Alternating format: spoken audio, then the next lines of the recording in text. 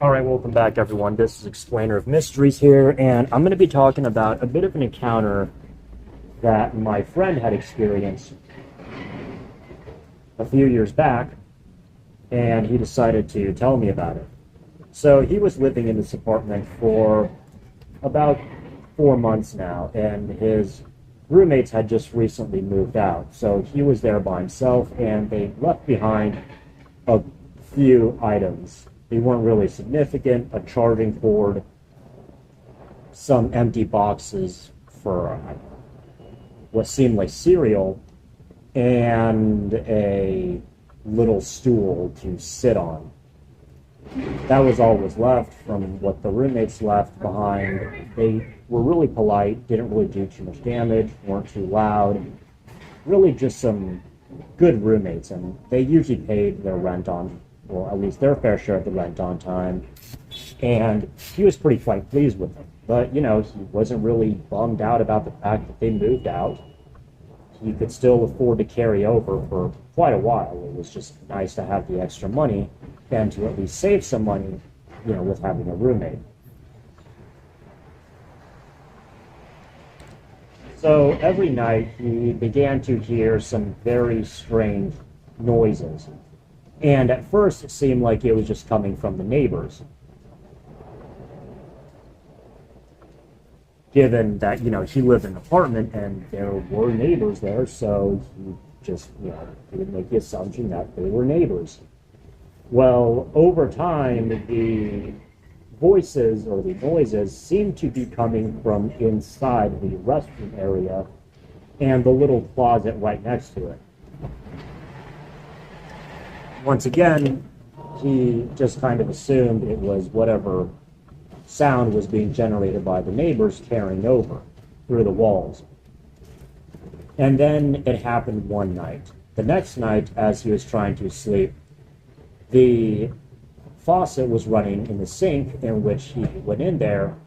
He noticed the faucet was running. He turned it off, and it stopped. However, once he turned away, the faucet started running again, except this time the knob wasn't turned. It was just kind of running by itself. So the next morning he contacted the management at the apartment complex, and they went over there, took a look at it, and said everything should be fine now. No big deal. So then he just kind of went on with the day. Well, the next night when he came home, after working a fairly long shift, he just kind of, decided to play on his laptop and eat some dinner that he had brought over from, fast food restaurant. And then the little footsteps started happening, or at least what sounded like footsteps. At first he thought maybe they would be some kind of bugs, maybe something had fallen off the shelf, maybe there was something moving around, whatever. And which he kind of just passed it off, a little strange, but he kind of ignored it. Then the voices started happening. What sounded like somebody talking. In fact, it kind of sounded like him, except the voice was a bit distorted, as in, like it was being some kind of radio, and it had a bit of a hissing tone to it, kind of like those old horror movies, or some scary movie where, someone's possessed by a demon and they have this weird, distorted voice. That's the best way to describe it. Once again, didn't really make much note of it, just kind of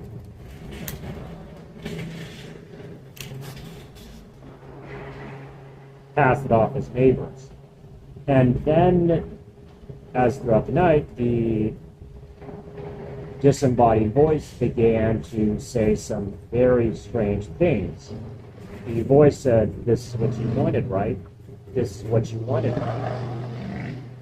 This is what you wanted for so long. It's what you begged for and pleaded for, and you even risked your life for it." All the while talking in this hissing and distorted voice. in which he continued to just sum it up as being, I guess, I don't know, something from the neighbors.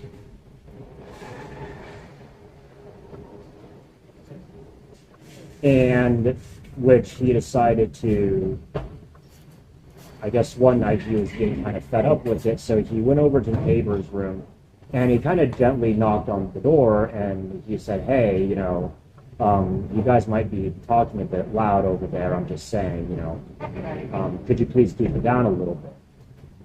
It's really carrying over. And which the neighbors said, well, we weren't even there that time of night. We were out partying the whole night. And which, once again, just kind of assumed maybe it was another neighbor, but didn't really bother to look further into it.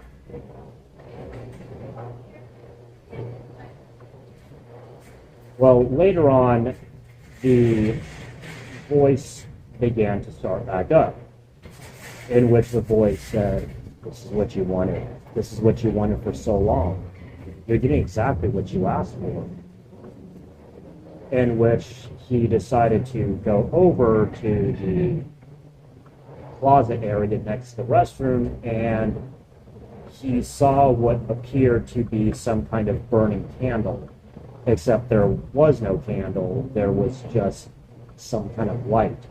He didn't really tell where the light was coming from, in which then he turned on the light, which, he turned on the light by hitting the switch, and the light went on, and then the light turned off.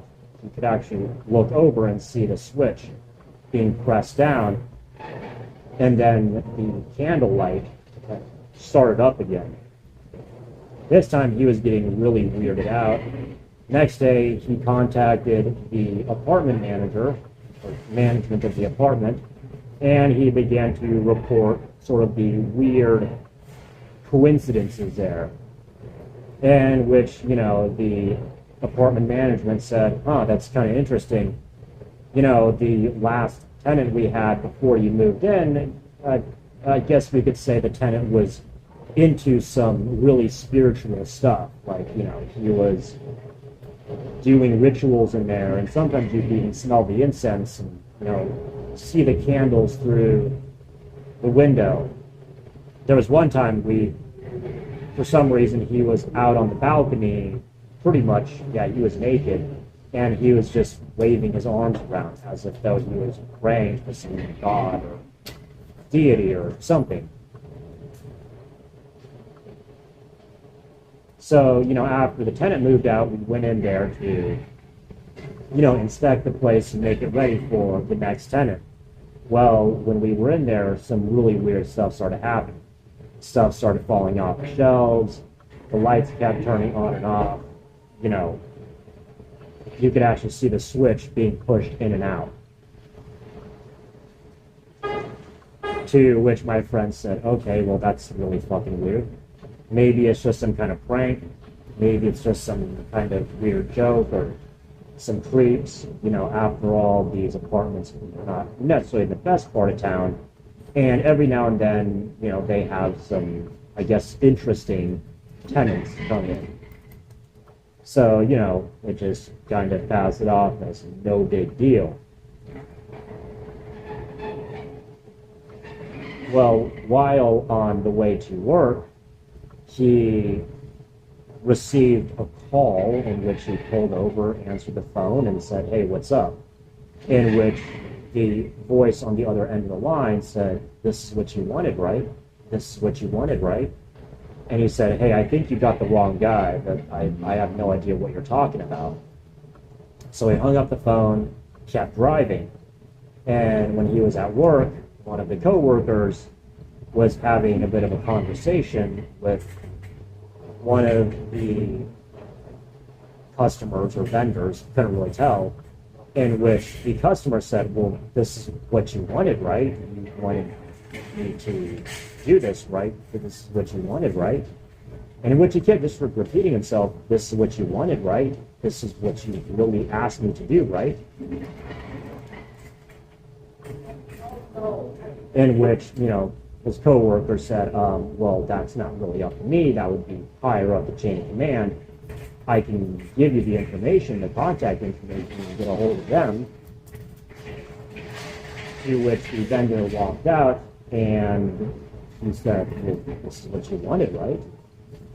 So the next day, at work, he was taking a bit of a smoke break out there, and he saw a shadow, a silhouette moving in the foreground, sort of off in the distance at night, and the silhouette was being illuminated by, I guess, the lighting of the building. To which he walked over and said, hey, who is this? What are you doing here? To which the silhouette didn't even move. It just stood there. And as he got closer and closer, the silhouette seemed to have just vanished. And so he went back on a smoke break and finished his cigarette. Well, after he finished his cigarette, he decided to go take a look into the other building, in the corridor of the other building, in which, once again, as he was walking around, there was another silhouette standing there. And, the silhouette was just standing there, but as he approached the silhouette, once again, the silhouette just seemingly disappeared. He thought maybe it was just the lighting playing tricks on him, and that was about it. And then he walked out of the corridor and he saw the whiteboard. Now, when he walked in, the whiteboard was completely blank. But as he was walking out, the whiteboard said, this is what you wanted. Is this what you really wanted, right?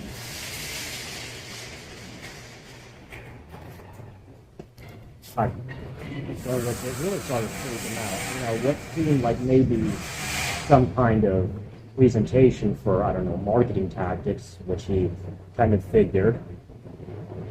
It just seemed to kept happening over and over again. This is what you wanted, right? This is what you wanted, right? And, well, when he was back at his apartment is when things started getting really weird. He answered a knock on his door, which appeared to be some kind of man in his late 30s or early 40s.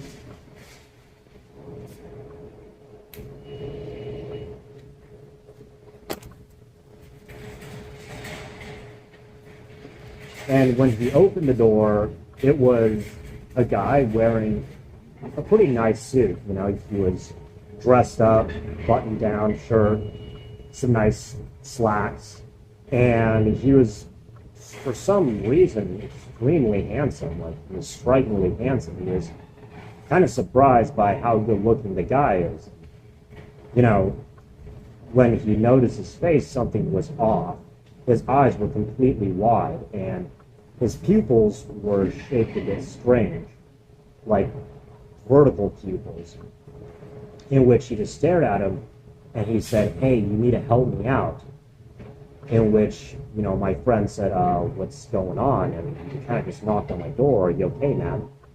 And then he said, you got to help me out. I don't know if I really want this anymore. And which, he decided to step out, close the door behind him, and said, okay, hey, what's going on, man? And he just said, don't know if I really want this anymore. I really didn't think of it. I didn't think of it. I was just so desperate. To which, my friend said, whoa, man, slow down. What are you talking about?